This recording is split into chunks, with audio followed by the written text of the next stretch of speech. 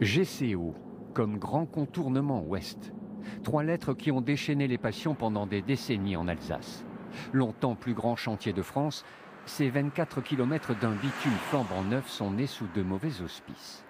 Avant Strasbourg, on y arrivait par le nord ou par le sud, quasi directement et gratuitement. Le GCO, ici en rouge, doit éloigner le trafic de transit, mais ces panneaux indicateurs induisent l'automobiliste en erreur. Depuis son ouverture il y a un mois, la seule indication Strasbourg renvoie sur un péage. Ça porte un peu à confusion, oui, tout à fait, parce que quand on veut... La première fois que je suis revenu, il a fallu prendre la route et on a été dévié sur cette route automatiquement et on s'aperçoit qu'il y a un péage après à payer, oui. Ça fait payer les gens, alors que non, un touriste qui passe, normalement, indiquer Strasbourg par la route gratuite, c'est plus logique, quoi. Alors que là, il se fait avoir par le péage.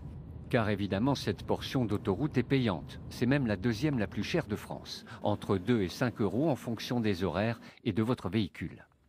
À Strasbourg, une association se mobilise pour que de nouveaux panneaux indicateurs soient installés. Plus de 8000 pétitionnaires sur Internet.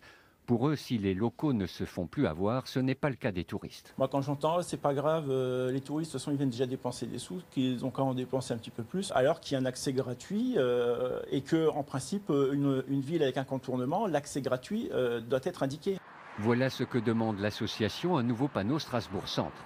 Ce n'est pas du ressort de Vinci, l'exploitant. La collectivité européenne d'Alsace s'est dite favorable à une modification.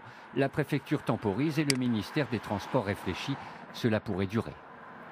Le GCO a déjà réduit d'un tiers la circulation des camions dans Strasbourg intramuros. L'impact sur la qualité de l'air reste à déterminer.